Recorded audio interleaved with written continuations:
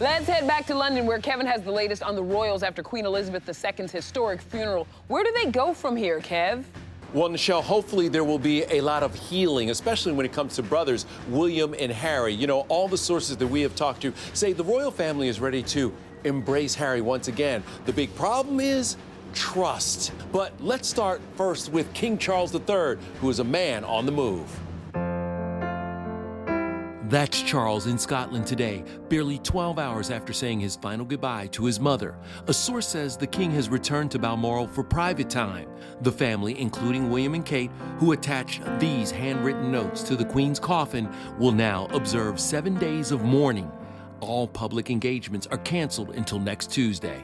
As for Harry and Meghan, we've learned they're heading back to California so they can see Archie and Lilibet. But there is a report that Meghan reached out to Charles, wrote him a note asking for a private conversation.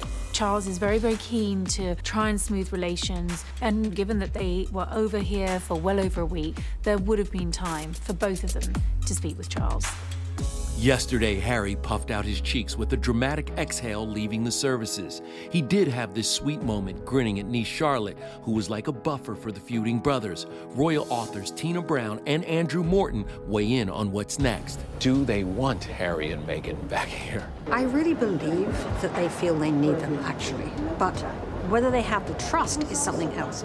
They're so afraid about Harry's book that he is writing.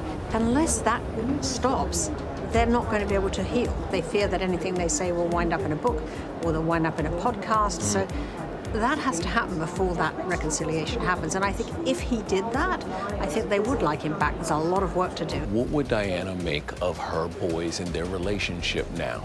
Well, the one thing that she would be really infuriated about would be the fact that they've had this split.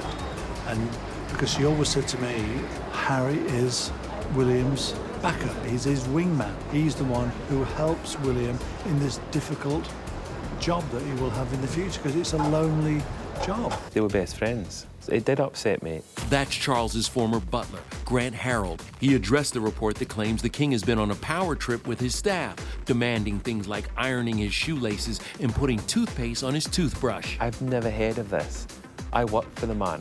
Why would he even iron shoelaces? It doesn't even make sense. Grant also got emotional recalling how the Queen fulfilled his own childhood dream. In the ballroom, I got to dance with her, exactly as that dream when I was a kid.